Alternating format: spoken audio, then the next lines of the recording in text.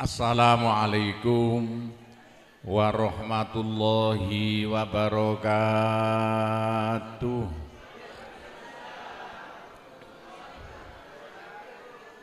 Bismillahirrahmanirrahim.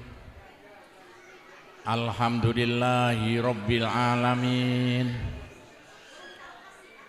Wassalatu wassalamu ala asyrafil anbiya'i wal mursalin Sayyidina Muhammadin wa ala alihi wa sahbihi ajma'in. Amma ba'du. Bapak-bapak, ibu-ibu, saudara-saudara dan anak-anak sekalian yang sangat kami hormati, alhamdulillah, marilah kita bersama-sama memanjatkan puji syukur kehadirat Allah Subhanahu wa Ta'ala. Sholawat dan salam mudah-mudahan tetap atas Nabi besar Muhammad Sallallahu Alaihi Wasallam. Bapak-bapak, ibu-ibu, saudara-saudara sekalian yang sangat kami hormati, pertama kali atas nama satu Mustasar NU Jawa Timur, ketuanya saya, se-Indonesia wakilnya saya, pengasuh Pondok Pesantren Sunan Derajat saya, dua-duanya ini boleh dikatakan ya anak buah saya. Saya terima kasih banget atas ya usaha Bapak Ibu sekalian di Malaysia yang begini ramainya. Saya tidak sangka-sangka kok sampai ada begini acara yang ramai sekali. Atas nama pengasuh Pondok Pesantren Sunan Derajat dan Penasihat NU Indonesia, saya mengucapkan banyak-banyak terima kasih dan hanya bisa mendoakan mudah-mudahan yang kumpul di tempat ini besok masuk surga semuanya. Bapak-bapak dan ibu yang kami hormati, nomor dua, saya minta maaf yang sebesar-besarnya karena acara seperti ini saya tidak bisa membantu apa-apa, hanya datang, tidak bisa membantu apa-apa, hanya bisa membantu mendoakan saja. Ya bagaimana, sudah tua, sudah umur 70 seperti saya, dikira masih muda, padahal itu murid saya tua-tua tadi itu. Loh kok kelihatan sudah tua-tua, jenggotnya putih kabeh.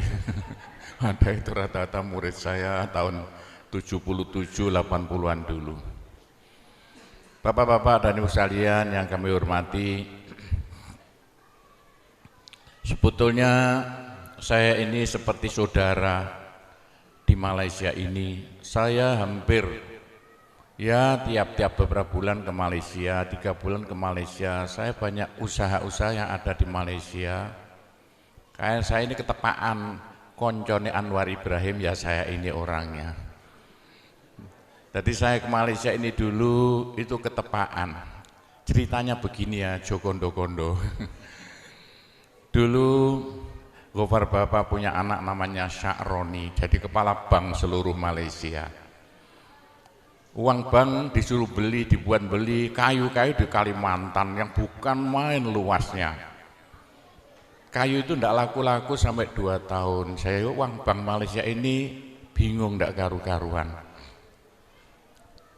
Entah bagaimana ketuanya bank seluruh Malaysia, Sya'roni dulu anaknya Gofar Baba, datang ke Pondok Sunan Derajat suruh doakan. Ya didoa anak-anak itulah. Doa apa? Doa kunut. Lah kok ketepaan pulang dari Pondok Sunan Derajat, tanah yang bukan main, hutan yang bukan main di Kalimantan, laku spontan yang beli orang Korea. Itulah ceritanya. Seneng sekali Sya'roni sampai bilang pada saya waktu itu masih kesulitan uang, sekitar tahun 85. Saya mulai beli tanah, habis uang banyak sekali, utang saya banyak sekali.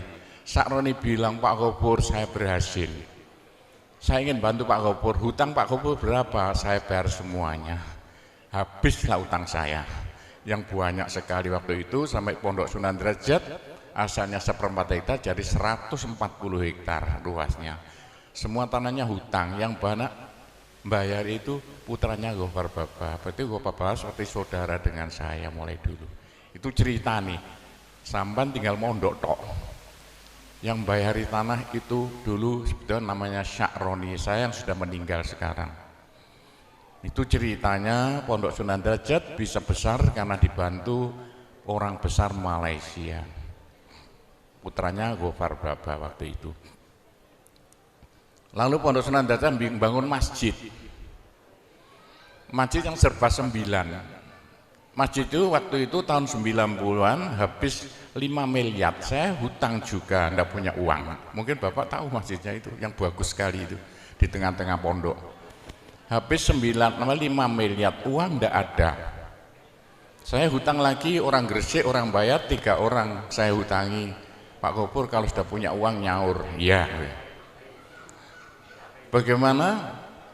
Loh ternyata dadaan waktu saya wayai nyaur di Malaysia ada borongan jalan tol paling luas waktu itu tahun 90-an. Ada 48 orang yang ngerebut jalan tol di Malaysia. Salah satunya yaitu ada temannya Anwar Ibrahim. Waktu Anwar masih belum dalam hukuman.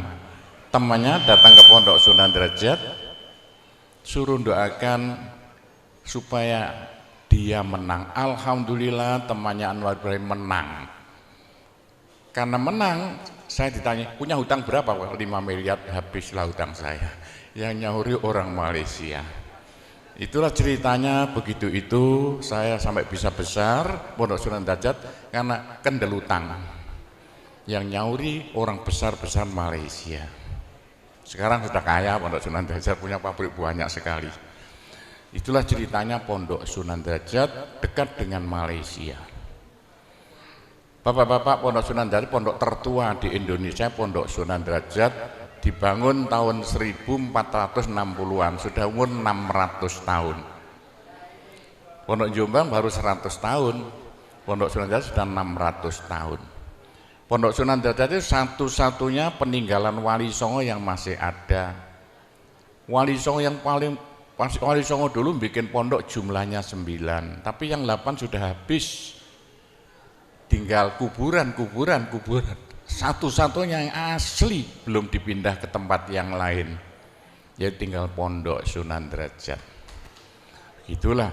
Sekarang banyak orang-orang Malaysia mondok sana, tapi sayang yang mondok sana yang beling-beling itu.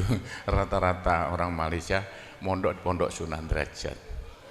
Itulah ceritanya Pondok Sunan Derajat. Nah, bagaimana dengan NU? Ceritanya begini ya tentang NU, yaitu sebelum Kanjeng Nabi lahir itu di Arab itu sudah pecah menjadi 2, Bani Hashim, Bani Umayyah. Itu rebutan Ka'bah mulai Kanjeng Nabi belum lahir, sudah perang enggak karuan Bani Hashim, Bani Umayyah. Bani Hashim, Bani Umayyah rebutan Ka'bah. Kanjeng Nabi itu Bani Hashim. Sebab itu Kanjeng Nabi yang mungsuh itu dari Bani Umayyah. Perang Badar Bani Hashim, Bani Umayyah. Perang Uhud Bani Hashim, Bani Umayyah. Sama orang Arabnya. Kanjeng Nabi meninggal diteruskan Abu Bakar Bani Hashim. Ceritanya panjang, tidak usah saya ceritakan Bani Hashim Umayyah. Abu Bakar meninggal diganti Umar Bani Hashim. Lah setelah Umar meninggal diganti Bani Umayyah, diganti Utsman Bani Umayyah. Jadi Utsman itu Bani Umayyah. Tapi itu Utsman dibunuh orang Islam sama Islamnya. Mulai eker-ekeran, rebutan kekuasaan karena waktu zaman Sayyidina Umar jadi penguasa, tidak ada negara terluas di dunia itu melebihi negara waktu Sayyidina Umar jadi presiden. Hampir 3 benua dikuasai semuanya. Utsman meninggal diganti Sayyidina Ali. Ini jadi NU nanti itu, khususnya NU Wotan ya. Oh yang banyak mondok di Sunan Derajat wong Wotan. Itu. Jadi Sayyidina Utsman meninggal diganti Sayyidina Ali Bani Hashim lagi. Gara-gara itulah waktu Sayyidina Ali berubah, perang Islam podo Islami antara yaitu Sayyidina Ali dengan grup dari Bani Umayyah. Sayyidina Ali meninggal dibunuh orang Islam. Itulah orang Arab paten-patenan tok itu yang jadikan nanti Islam paling banyak itu Jawa. Sayyidina Ali meninggal diganti Muawiyah. Awas sama udah hafal orang NU itu. Muawiyah waktu jadi presiden proyeknya melarang baca Sayyidina. Pokoknya semua anak apa itu orang-orang Bani Hasyim disingkirkan. Muawiyah kaya raya, meninggal diganti anaknya Yazid bin Muawiyah. Waktu Yazid jadi presiden proyeknya membunuh anak cucu Nabi. Semua anak cucu Nabi dibunuh semuanya. Sayyidina Hasan, Masya Allah, yang begitu waktu kanjeng Nabi sholat zuhur ditumpai di gulunya, Sayyidina Hasan numpak di gegernya, Sayyidina Hasan diracun meninggal dunia. Anak cucu Nabi, putune kanjeng Nabi itu, Sayyidina Hasan dipotong kepalanya, diacung-acungkan. Ini perbuatan yang memalukan dunia. Di Indonesia enggak kira mentolo, putune Pak Harto kok ketok gulune diacung-acungno, Sayyidina Husain diacung-acungno. Sama Islamnya. Gitulah ceritanya. Ceritanya begini.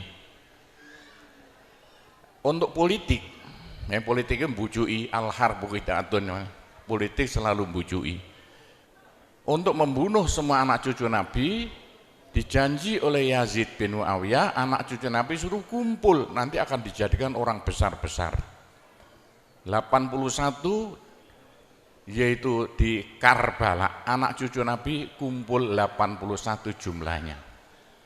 Masya Allah, waktu anak cucu Nabi kumpul di Karbala, 81 anak cucu Nabi dibantai semuanya, diketok-ketok gurune, diacung-acungno, dan yang memalukan Sayyidina Husain dipotong kepala, diacung-acungno. Itu sama Islamnya. Yo karena inilah, gara-gara inilah Gusti Allah muring-muring. Sampai sama tak kandani, kalau sama sudah mulai tahu gaib-gaib, sing ngebeki swarga itu orang Indonesia. Buktikan besok kalau percaya sama saya sama Sudin. Yang memenuhi swarga itu besok orang Indonesia. Indonesia Islam terbanyak di dunia. Yang ngebeki swarga itu nomor 2 wong Jawa. Sama diteni besok sing ngebeki swarga wong Jawa, bukan orang Arab, bukan orang Malaysia. Yang ngebeki swarga itu di besok itu Jawa Timur. Jawa Timur penduduknya terbanyak di Indonesia, hampir semuanya Islam. Orang Jawa Timur yang ngebeki swarga itu orang Kabupaten Lamongan. Bagaimana? Karena Lamongan itu Islamnya terbanyak di dunia. Nomor 2 se-Indonesia kabupaten terbanyak Kabupaten Lamongan, bukan Gresik. Besok yang ngebeki swarga itu adalah Kecamatan Paciran. Buktikan besok. Kenapa begitu? Karena di Kecamatan Paciran ada peninggalan Wali Songo satu-satunya yang masih ada, yaitu Pondok Sunan Derajat. 100% orang Paciran Islam. Meskipun kebagi jadi 2, ada NU, ada Muhammadiyah, balapan. Oh, enggak usah mbak kasih itu. Loh, kenapa begitu? Ceritanya begini ya. Waktu pembunuhan di Karbala itu ada cucunya Nabi yang masih kecil, namanya Ali Zainal Abidin, masih umur 8 tahun. Ali Zainal Abidin itu dengan ibunya, monggo mari.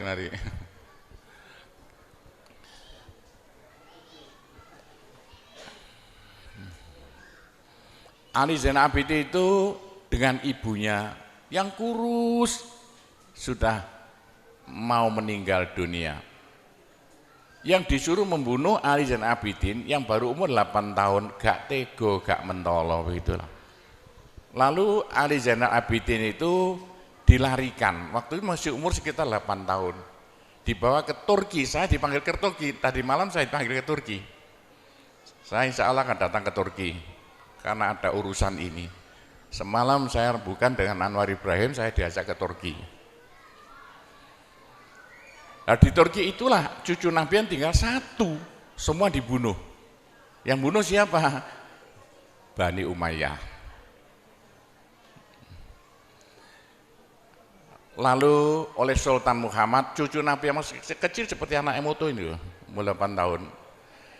Diramut sembuh, disingit no karo orang Jawa di Rusia, di desa namanya Samarkand.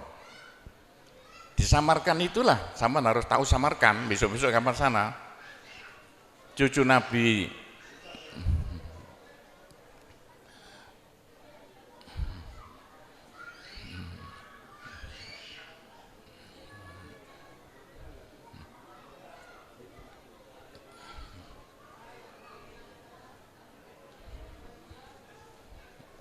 mari.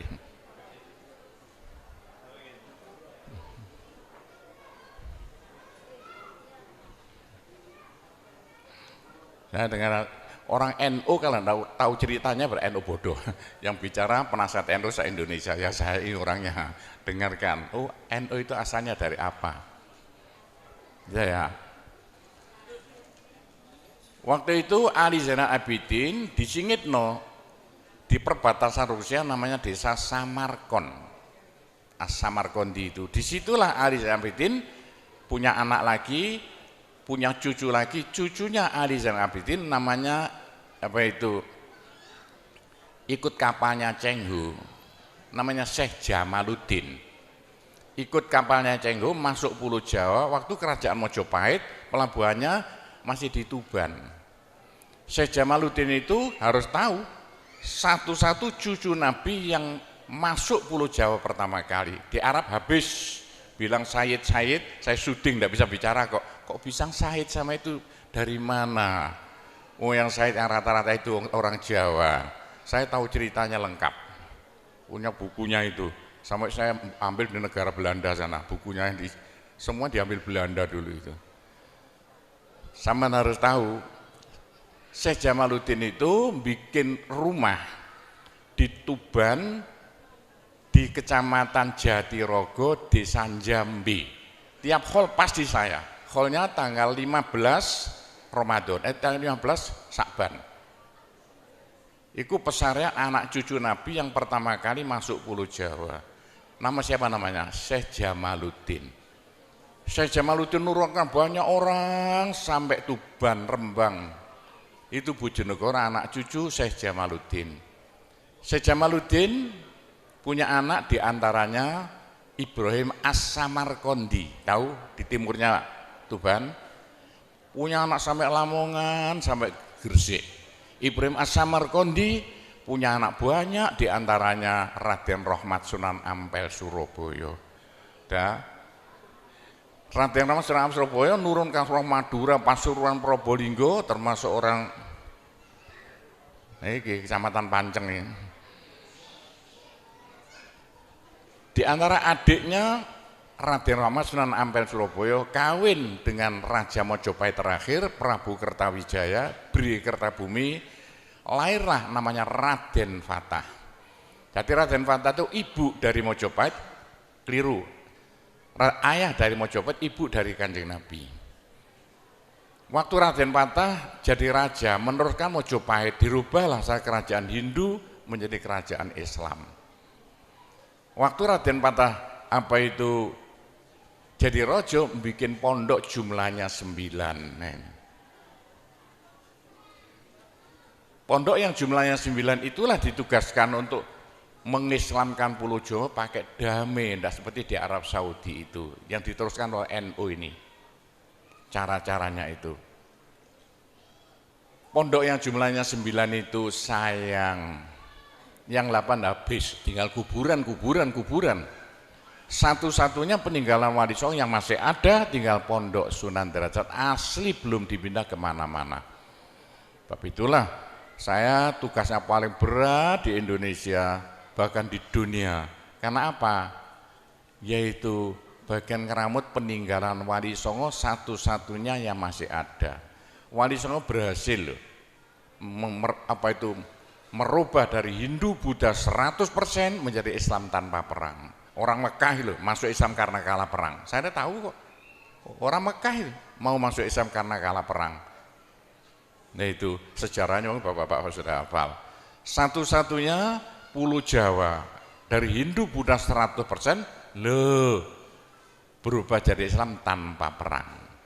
Itu ceritanya begitulah, sampai cerita jadi NU ini. Loh kenapa kok Wali Songo kok jumlahnya 9? Menurut ilmu perbintangannya dalam Al-Quran, wasyamsu tajri li mustaqarrin laha dzalika taqdirul azim. Jawa itu kalau menurut abjadnya, ja itu 3, wa itu 6, abjadun hawa. Abaja 3 tambah 6 berapa jumlahnya? 9. Bapak itulah apa itu Jawa itu harus bikin wali jumlahnya 9, NU bintangnya 9. Apa ikut-ikutan 9 karena Jo dan Wa itu jumlahnya 9. Semua kerajaan yang ada di Jawa mesti hurufnya jumlahnya 9. Yang jumlah 9 asalnya milik Pulau Jawa. Seperti Indonesia hitung berapa? 9, Pancasila berapa? 9, Mojopahit berapa? Siliwangi berapa? 9, Sriwijaya berapa? 9, semuanya 9, Mojopahit jumlahnya 9, Singosari jumlahnya semua 9. Termasuk 9 apa? Malaysia 9 jumlahnya. Malaysia 9. Kurang 1 apa 9 itu. Bapak-bapak dan ibu sekalian yang kami hormati, itulah caranya dulu Wali 9 bikin pondok-pondok yang jumlahnya 9 bisa merubah Hindu Buddha tanpa gegeran menjadi Islam yang proyeknya harus sama teruskan, bukan pakai politik. Pondok Sunan tidak boleh ikut-ikutan politik. Pakai apa? Pendidikan. Caranya tiap ada susah-susah kumpul satu kampung diajak tahlilan. Ada senang-senang kumpul satu kampung diajak sholawatan. Itu caranya 9 wali dulu yang di Arab Saudi tidak ada. Begitulah ceritanya, garis besarnya caranya begitu. Loh karena waktu mojo apa itu kerajaan Demak buyar, Indonesia rebutan tidak karu-karuan, supaya Indonesia jadi satu nusa satu bangsa, Gusti Allah datangkan Belanda. Belanda didatangkan untuk suatu nikmat bagi bangsa Indonesia. Kalau tidak Belanda tidak datang, tidak mungkin Indonesia dapat nikmat. Nikmat apa? Indonesia yang pecah belah jadi bukan main banyaknya kerajaan-kerajaan. Loh, setelah tahun 45 Belanda dikalahkan oleh Amerika, Indonesia menjadi satu nusa satu bangsa. Sebetulnya yang menjadikan Indonesia satu nusa itu Belanda. Belanda lari dikejar-kejar oleh tentara dari Jepang, dari Amerika. Itulah, jadi alhamdulillah kalau Indonesia tidak dijajah Belanda, mungkin jadi kerajaan Gresik, kerajaan Bojonegoro, kerajaan Semarang gitu. Untungnya dijajah. Sekarang Indonesia itu Islam terbanyak di dunia dan caranya pakai pondok pesantren, dan sekarang dari Cina datang kiainya nomor 1. Amerika, sampai saya diundang ke Amerika untuk ingin merjuangkan Islam seperti di Pulau Jawa. Jadi sekarang di mana-mana ingin niru Pulau Jawa, nggak usah ikut partai politik. Partai apa saja silakan, yang penting tugas sampean semuanya kalau bisa niru pondok pesantren, bikin pendidikan Islam di seluruh Indonesia, kalau bisa di Malaysia. Yang pakai dami, bagaimana orang Malaysia kecil-kecil bisa baca Al-Quran, doanya wudhu, doanya sholat. Tapi kalau bisa seperti di Indonesia pakai ibtidaiyah, sekolahnya ikut pemerintah tapi yang diajarkan agama. Masya Allah, kalau itu bisa nanti dikembangkan pelan-pelan di Malaysia. Saya temannya orang besar-besar Malaysia itu saya. Nanti boleh asal damai, tidak usah kere-keran. Bagaimana caranya? Insya Allah nanti kalau bisa akan menjadikan orang Malaysia besok seperti Pulau Jawa, menui surga. Itulah cerita garis besarnya asal usul NU yang sekarang dilantik di sini, asal usul Pondok Sunan Derajat, yaitu ceritanya hanya begitu, itu garis besarnya. Mungkin Bapak Ibu tanya saya, karena saya itu bagian dongo di NU itu, tentang urusan dongo sing paling mandi untuk cari uang. Nggih Bu nggih? Wah ini gue mau tak ulangi. Wong sampai kere ku saking gobloke. Lah Gusti Allah nantang sampean ud'uni astajib lakum, mintalah padaku, saya beri. Tuhan tidak akan melayani janji. Siapa yang minta pasti diberi. doa paling mandi itu sebetulnya satu pakai Al-Quran, dua pakai zikir. Al-Quran itu singkatan kitab sak jagat. Kitab sak jagat yang jumlahnya 126.000, 124.000. Diperes jadi 4, Quran, Zabur, Taurat, Injil. Quran disingkat jadi surat Yasin. Bu, Pak, kalau butuh apa-apa, urusan dunia, minta itu dipilah-pilah loh. Ada minta krono Allah, ada krono surga, ada krono pahala, ada karena dunia. Bahkan yang karena dunia dalam Al-Quran diutamakan. Rabbana atina fid dunya hasanah. Karena dunia dipilah-pilah, minta sapi, minta kebo, minta ayam, begitulah. Minta apa? Minta uang untuk nyaur hutang. Minta supaya dagangannya laris. Itu doa paling mandi, yaitu peresan Al-Quran surat Yasin. Surat Yasin kalau untuk doa bukan main mandinya. Tapi kalau urusannya bukan main besarnya, sampean baca berulang kali sampai 41 kali. Ada rahasianya itu. Tapi ndak urut enggak apa-apa. Sekarang 2, besok 2, 20 hari dapat 41. Satu tujuan, minta supaya diberi uang untuk bayar hutang. Minta supaya dagangannya laris. Sampean baca surat Yasin 41 kali, satu tujuan. Kalau tidak mampu, kumpulkan ibu-ibu, diberi makan semuanya, suruh baca surat Yasin, tiap satu orang 2 kali, orangnya 20, atau satu orang 4 kali, orangnya 10, atau satu orang sekali, orangnya 41, kan sudah. Tapi diberitahu loh terang-terangan, Bu, ini terang-terangan saya minta sampean baca surat Yasin untuk saya supaya bisa nyaur hutang, ya. Saya supaya laku punya suami, kalau siapa yang enggak pai-pai lagi, itu caranya begitu, enggak pai-pai rabi, caranya begitu. Atau munggah pangkatnya 41 kali, satu permohonan. Bisa dibawa sendiri, baca sendiri sampai 41 hari, atau dibaca sendiri langsung sekitar hampir 8 jam ya, nah dibaca itu. Enggak sampai 8 jam. Tapi kalau terlalu kebanyakan dibaca 21 kali. Terlalu banyak 7 kali 1 menit. Surat Yasin itu 5 menit lamanya. Kalau 7 kali berapa? 7 kali 5 hanya 30 menit, 35 menit. Surat Yasin diperes jadi Fatihah. Masya Allah, Fatihah itu kalau untuk doa tidak ada tandingannya, khususnya minta uang untuk nyaur hutang.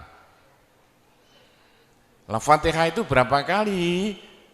7 kali, kurang banyak 21 kali, kurang banyak 41 kali, tapi Fatihah yang mandinya bukan main, pasti berhasil 313 kali.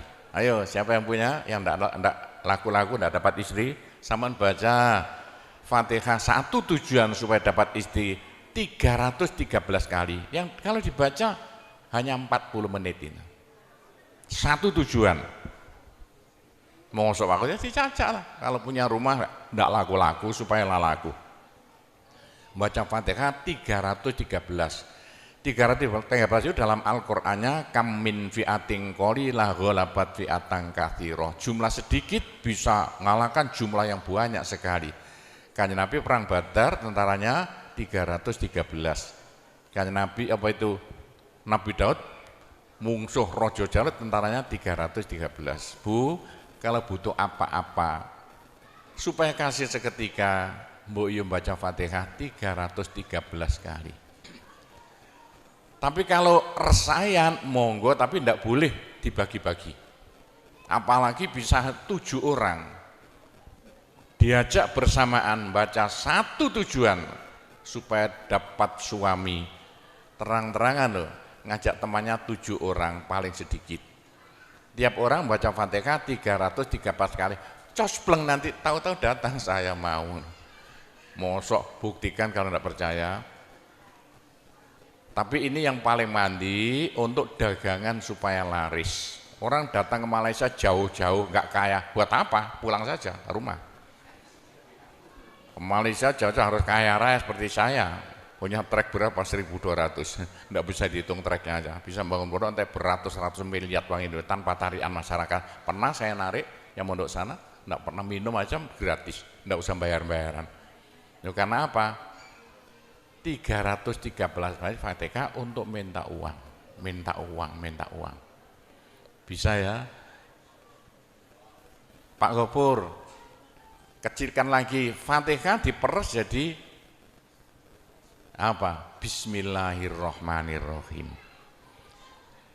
Bismillahirrahmanirrahim itu kalau untuk doa enggak ada tandingannya. Berapa kali terserah. Mulai 7 kali saya berapa kali. Bismillahirrahmanirrahim, Bismillahirrahmanirrahim bisa. Tapi kalau tujuannya penting sekali dan harus berhasil seketika, dibaca dengan jumlah hono corokonya Bismillahirrahmanirrahim.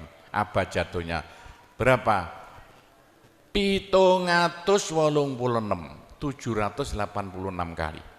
Buktikan kalau Anda percaya. Kalau ingin apa-apa berhasil seketika, sama baca Bismillahirrahmanirrahim, Bismillahirrahmanirrahim. Ping 786. Satu tujuan, buktikan nanti. Apalagi bisa diulang-ulangi sampai 3 kali, 3 malam. Wah, bukan main. Itulah saya bisa jadi kaya raya karena doa. 85 murid Pondok Sunan Derajat tinggal 5 ya. 80 tinggal 5. Loh, saya toto 20 tahun jadi sekarang 12.000. 80-an Pondok Sunan ya 1/4 hektar, sekarang jadi 140 hektar. 85 tinggal apa itu ibtidak sekarang sama S2. Loh, bagaimana? Dari doa. Kalau enggak saya beritahu, enggak mungkin Bapak percaya. 85 sepeda ontel saya enggak punya, 80-an enggak punya. Sekarang trek yang memenuhi jalan-jalan seluruh Pulau Jawa, trek Sunan Derajat. Sunan Derajat. Saya kendel utang, sekali utang treknya 160 miliar. 2 tahun lunas. Doanya Bismillahirrahmanirrahim. Bismillahirrahmanirrahim 786. Niatnya terang-terangan minta uang untuk bayar hutang. Udah hafal? Mosok. Jadi Bismillahirrahmanirrahim yang paling mandi dibaca 786, ke atas lagi Fatihah berapa kali? 313, di atas lagi surat Yasin berapa? 41, sudah habis. Nah, tapi doa yang mandi lagi tidak ada melebihi singkatan zikir sak jagat apa? La ilaha illallah, la ilaha illallah dalam Al-Quran jelentreh, dalam hadis jelentreh sekali. Jadi siapa yang sial? Ayo sial. Apes dari wong Jawa. Ndak ada orang melarat ngumpuli seperti wong apes ngene gak tepak ngono gak tepak ngono gak tepak. Untuk menghilangkan sial paling cepat la ilaha illallah, la ilaha illallah. Sama coba lah hilang sialnya. Tapi sebaliknya nekakno bejo sing paling luar biasa ndak ada melebihi la ilaha illallah, la ilaha illallah. Yo sapa sing ingin bejo ojo leren-leren zikir la ilaha illallah, la ilaha illallah lah, gampang lah. Tapi yang paling penting untuk akhirat, ayo siapa yang tidak akan masuk neraka jangan berhenti zikir la ilaha illallah, la ilaha illallah dalam hadis Nabi loh.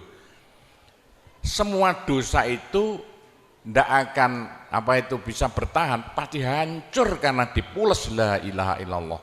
Berapa banyak dosa sampean kalau zikir la ilaha illallah bagaikan batu dipules slender, krepes krepes krepes. Ayo sing dosane akeh sapa?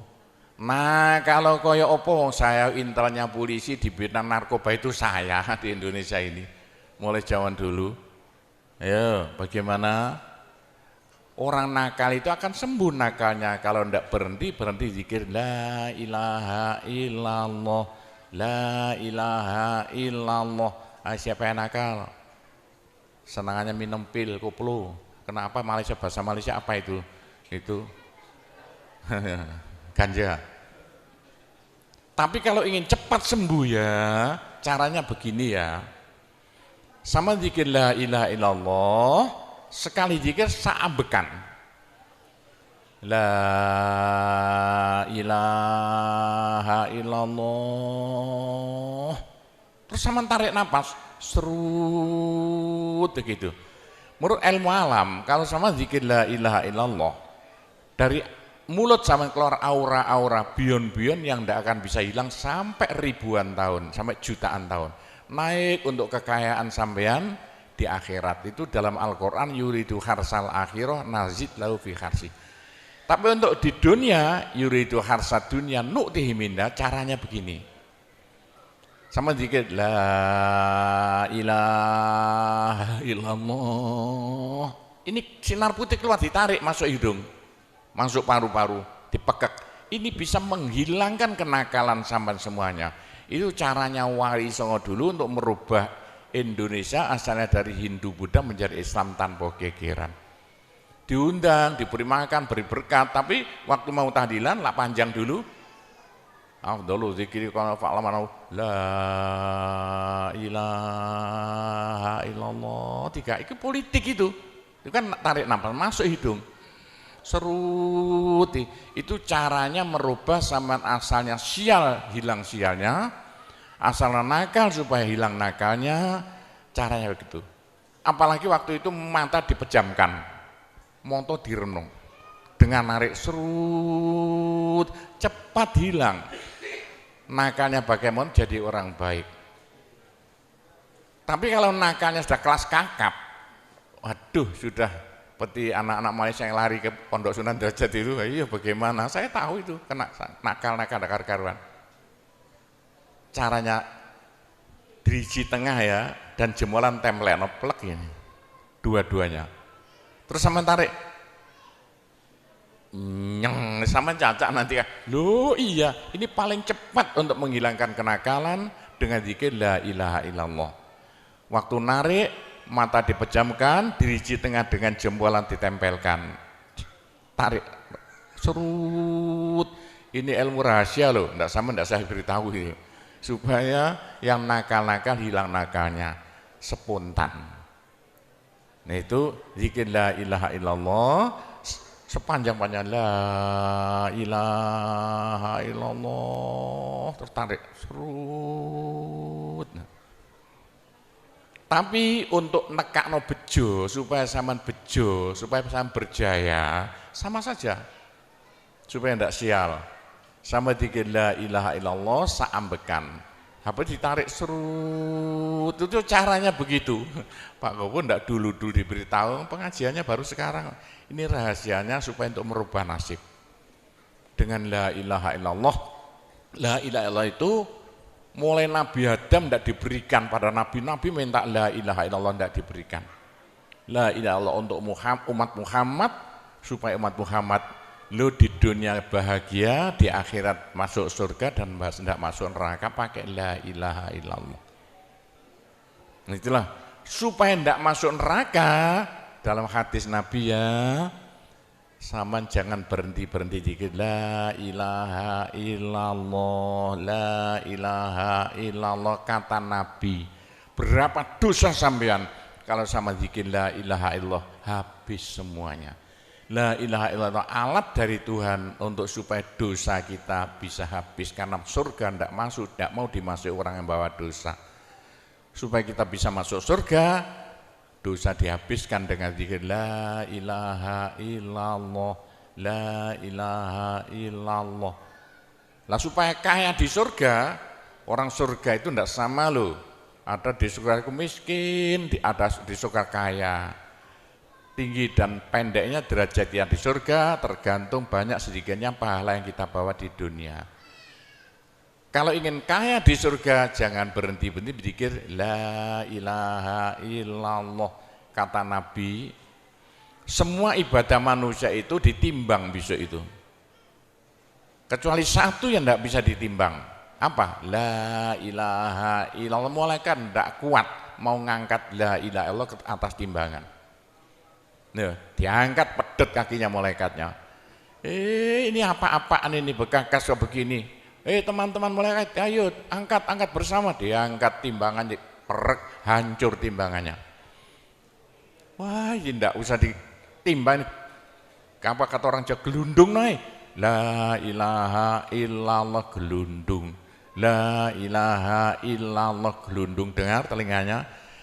Sudah saya beritahu begini, masih ada orang masuk neraka, bodoh itu. Masih kere di surga, bodoh namanya itu. Sudah la ilaha illallah diturunkan pada sampean supaya sampean kaya raya di surga. La ilaha diturunkan pada sampean supaya sampean tidak masuk neraka. Dah terakhir, tinggal satu terakhir. Saya suruh ngomong tidak boleh panjang-panjang. Nanti masih tunggu. Terakhir, tapi saya ngulangi doa saja. Pokoknya begini ya, orang sampai gagal saking bodohnya. Orang sampai kiri saking bodohnya. Lah kok begitu? Tuhan mantap. Ud'uni astajib lakum. Manusia mintalah padaku, saya beri. Tuhan tidak akan melayani janji. Doa paling mandi persan Asmaul Husna yaitu fala zikrullah akbar. Zikir Allah. Tiap 66 kali sama minta. Tiap 66 kali sama minta. Mintanya bahasa Jawa saja. Ya Allah, muga-muga paringi jodoh sing saya kangge kula nek cara Jawa lho. Ya Allah, mudah-mudahan ada yang mau jadi suami saya. Allah, tiap 66 kali minta. Ya Allah, mudah-mudahan laku mahal rumah saya kalau mau jual rumah. Allah tiap 66 kali minta. Ya Allah, mudah-mudahan beri uang untuk bayar hutang saya lah, gampang kan? Jangan berhenti siang dan malam, khususnya habis sembahyang, apalagi tengah malam. Odok Gusti Allah. Gusti Allah janji dalam Al-Quran, siapa yang minta pasti diberi. Doa paling mandi fala zikrullah akbar. Zikir Allah tiap 66 kali minta. 66 dari apa Pak Kobo? Dari Allah itu terus alif lam ha. Alif kan 1, lam 30, apa jatuhnya? Lam 30 hak 5 berapa? 66. Orang kalau mau zikir Allah 66 kali semau mulutnya. Begitulah ceritanya. Apa itu doa-doa yang saya ajarkan. Gampang Bu ya. Orang haid boleh, daripada ndak boleh sholat, ndak boleh zakat. Menurut pendapat saya orang haid zikir la ilaha illallah boleh. Meskipun ulama perselisihan, tapi kalau ikut saya boleh. Saya punya dasarnya. Orang haid kalau baca Allah, zikir Allah tiap 60 menit tak boleh. Daripada ndak boleh sholat, ndak boleh puasa, lebih baik baca doa Allah tiap 66 kali minta. Pak, saya beritahu ya, jangan bilang-bilang. Kalau saya ndak berhenti zikir Allah tiap 66 kali sampean minta. Bagaimana dalam hati sama ini asalnya sama nakal, hilang, sedikit-sedikit hilang. Sekarang mondok di Sunan Data itu saking nakalnya. Ayo dari Malaysia mondok saking belinge. Saya tahu gak ada yang melarikan diri dari penjara Pak, masuk pondok. Saya disingit ya. Kayak tutup-tutup di pondok Sunan Derajat. Tapi kalau mau zikir Allah tiap 66 kali minta sembuh. Bu, kalau sama terus-terusan zikir Allah tiap 66 kali minta sampai malah senang Allah. Dalam hati senang Tuhan, senang Allah. Senang bukan mulut tuh hati. Kalau senang Allah, sama jadi walinya Allah. Kalau sama diangkat jadi walinya Gusti Allah, besok ndak ada neraka, ndak ada siksa, sekali mati langsung masuk surga. Siapa itu? Kekasih Allah, waliullah. Pak Gopur, bagaimana supaya bisa jadi walinya Allah? Jangan berhenti. Bagaimana caranya supaya sampean disenangi Allah? Bagaimana supaya saya disenangi Allah? Bagaimana supaya sampean senang pada Allah? Bagaimana supaya saya senang Allah? Jangan berhenti minta uang. Dengan zikir Allah tiap 66 kali minta. Agak panjang dikit supaya merasuk. Allah tiap 66 kali minta. Ya Allah, mudah-mudahan laku mobil saya, kayak mau ingin jual mobilnya. Bisa ya? Oh, sudah, nanti masih ada caranya banyak. Saya disuruh cerita-cerita ya sedikit tentang urusan itu tanpa cerita doa-doa saja. Saya ulangi lagi, saya terima kasih banyak loh di Malaysia. Loh kok diadakan acara seperti ini acara bukan urusan politik, urusan bagaimana supaya kita besok sama-sama masuk surga semuanya. Nah itulah dengan cara-cara Pondok Sunan Derajat, karena peninggalan Wali Songo tinggal satu Pondok Sunan Derajat. Caranya damai. Tidak ada urusan ikut-ikutan politik, coblosan persis dan tidak ikut-ikutan, silakan. Pondok tidak mau ikut-ikutan, tidak siapa. Ini tapi saya banyak teman-teman orang-orang besar di Malaysia. Ketepaan bukan urusan politik, bukan urusan apa? Urusan suwuk yang bilang-bilang. Langsung nyuwuk kok bagaimana orang-orang besar itu. Nah, entah ya kalau orang Malaysia kok sembuhan nih, yang sakit mau mati sembuh lagi itu banyak sekali begitu. Itu urusan suwuk jelas, bukan urusan politik. Saya tidak ikut-ikutan, hanya ketepaan. Saya dulu temannya Anwar Ibrahim. Mulai dulu itu temannya Gofar Babah. Jadi ketepaan saya selalu dipanggil ke rumahnya urusan suwuk. Nah itulah, begitulah ceritanya. Saya hanya bisa mendoakan saja ya. Saya doakan bahasa Jawa saja ya. Ya Allah, muga-muga sing kempal tembriki sedaya dados keluarga ingkang gemah ripah loh jinawi. Gampang sandang pangane, seger kuwarasan awake. Selamat donya akhirate, di sepuro kabeh dosane, gampang rezekine, adoh belaine, akeh duwike, rukun kali tangga kiwa tengene, subur kabeh tandurane, lunga kabeh penyakite, laris kabeh dagangane, lancar kabeh penggaweane. Ya Allah, muga-muga ingkang kempal mriki mbenjing gruduk-gruduk bareng-bareng mlebu swarga sedaya. Pun tambahi donga sugih dhuwit mawon. Bismillahirrahmanirrahim. Alhamdulillahirabbil alamin wassalatu wassalamu ala asyrofil anbiya wal mursalin sayyidina Muhammadin walhamdulillahirabbil alamin. Allahumma inna nas'alukal afiyah fid dini wad dunya wal akhirah. Allahumma yassir umurana kullaha wassahhil umurana kullaha wa la tu'assir alaina. Allahumma ya muhawwilal ahwal hawwil halana ila ahsanil ahwal bi haulika wa quwwatika ya kabir ya muta'al ya aziz ya mifdul. Allahumma ja'alna wa iyahum min ibadika wa iyadika wa jiwarika wa amanika wa hizbika wa kanafika min syarri kulli syaitonin wa sultanin wa insin wa jannin wa baghin wa hasidin wa sabu'in wa hayatin wa akrab wa min syarri kulli dabbatin anta akhidhum binasiyatiha inna rabbi ala siratul mustaqim. Rabbana anzil alaina ma'idatan minas sama' takunu lana aidan li awwalina wa akhirina wa ayatan minka warzuqna wa anta khairur raziqin warzuqna wa anta khairur raziqin warzuqna wa anta khairur raziqin. Rabbana atina fid dunya hasanah wa fil akhirati hasanah wa qina adzabannar wa sallallahu ala sayyidina Muhammadin walhamdulillahirabbil alamin. Saya cukup sekian saja, mudah-mudahan manfaati untuk Bapak Ibu sekalian semuanya. Bila mana ada salahnya saya hanya mohon maaf sebesar-besarnya. Kami akhiri wabillahi taufik wal hidayah waridho wal inayah. Wassalamualaikum warahmatullahi wabarakatuh.